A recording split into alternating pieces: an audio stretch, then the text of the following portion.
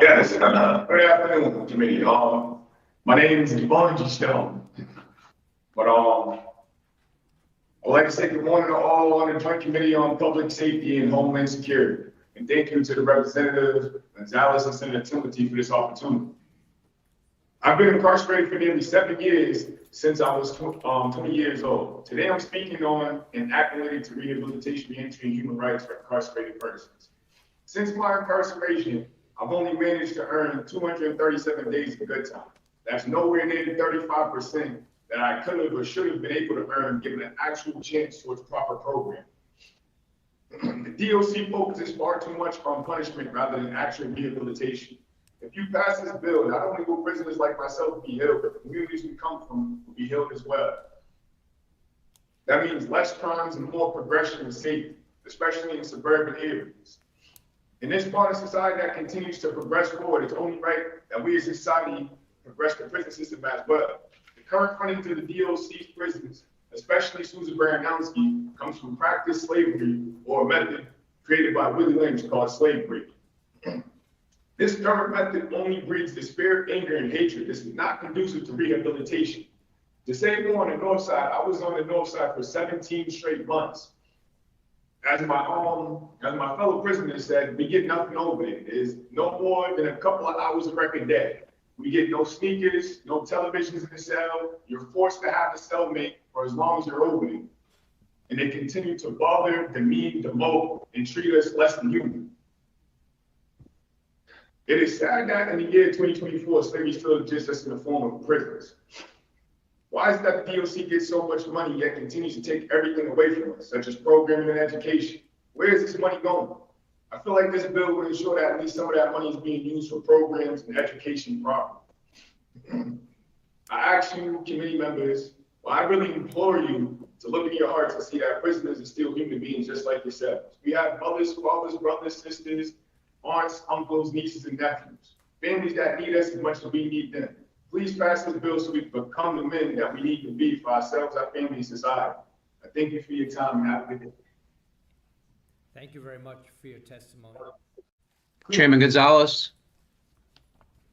and Chairman Timley, members of the Joint Committee, I'd like to thank you for this opportunity to speak before you and for have all of our voices heard that we speaking today. My name is William Duclos. I've been in prison for 34 years, serving 15 to life. I'm here to speak on the Act for Rehabilitation and Reentry, Human Rights for Incarcerated Persons. This is an accountability act. Similar to what Makufu talks about, accountability needs to be had also when it comes to programs and rehabilitation. Having this much time in prison, I've done most of the programs. I've got my education, I've gone to BU, I've done the restorative justice, rehabilitation, everything that I'm supposed to do according to the DOC. However, I came in under Health and Human Services 34 years ago. It was a different system then. It was a culture of transformation, correction. However, today the culture has changed to a culture of punishment, denial of programming and treatment. From a personal perspective, I've enjoyed all the benefits. Now I speak for those who don't have those opportunities anymore. However, this is no longer the case for most prisoners. Access to programs are denied until the final 3 years of incarceration for many. The final 6 months for reentry at best. I have included written denials of access to programs and rehabilitations for many in my written testimony that I sent on September 5th to you. By the way of example, medicated assisted treatment. People with substance use disorders are still being punished for the disorders. They have fines, fees, and several other punishments that go along with it. They remain to this day, even after diagnosis. The segregation units still exist. They're just a different name. However, here at MCI Norfolk, they haven't even bothered to take the old sign down for segregation above the door. It still remains after legislation was passed, after the DOC claimed that the segregation was over. Segregation is not over. Part of being on the Norfolk Inmate Council, I have the ability to go up there and visit them. They still come out in shackles. They still don't have their personal property, and they still have all the confinements. They're put out in dog runs. These are dog runs that they put out in every day. This is dehumanizing. The transformative nature of prisons needs to be restored. This legislation goes a long way towards that. Strengthening public safety and security for the community. You passed legislation years ago called RTS, Return to Supervision. Nobody's released on time with that. This isn't started until that day. Therefore, people aren't released for a month or 2 months later. I would just like to thank this committee for this opportunity and for this time to speak. Thank you. Hello, thank you, committee chairs, for allowing me to speak. My name is Tommy Kirkland. I've been incarcerated for 14 years. I'm testifying in support of an act related to rehabilitation, reentry, and human rights for incarcerated persons. The passage of this bill is very important, not only for those incarcerated, but for the outside community at large. 90% of those incarcerated are not serving life sentences and will be released into society. What happened? Oh, I'm sorry. 90% of those incarcerated are not serving life sentences and will be released into society one day. And even some of those that are serving life sentences may be released into society. The use of solitary confinement and the lack of programming has been returning incarcerated citizens to their communities in a worse stage than when they went inside the prison system. When the ex-offender reoffends, people ask, he didn't learn anything from his last prison term. The truth is, he wasn't given the opportunity to learn anything. We are just being warehoused in these facilities. I've had to fight tooth and nail to get into every program that I've been able to attend during my incarceration.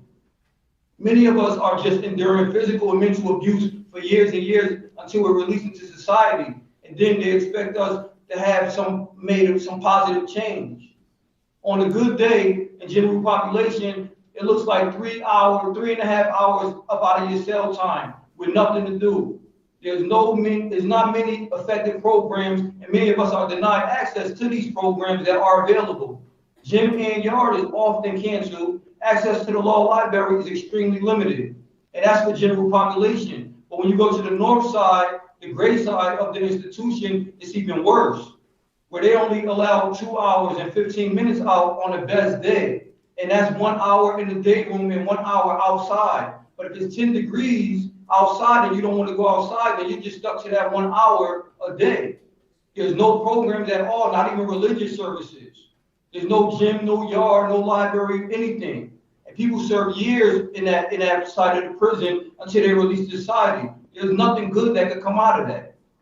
The DOC by itself cannot be expected to work on a rehabilitation and reentry of its incarcerated citizens, because reducing recidivism is counterproductive to the DOC's existence.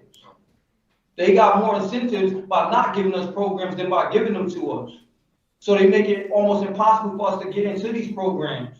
In order for a real change in the community, it is important for you legislators to pass legislation that orders the DOC to provide those incarcerated with the tools that's needed for a successful reentry into the community. And those tools are listed in Bill S 1493 and H 2325. And that's as well as the act to strengthen visitation rights, because the current registration or regulations to the visiting is bad for us as well and our loved ones. Our support systems are being deteriorated, which also increases the recidivism rates, has a negative impact on the communities as well. So the bill that's listed, the terms that's listed in S 1541 and H 2394 will also be needed to pass for improvement. Thank you.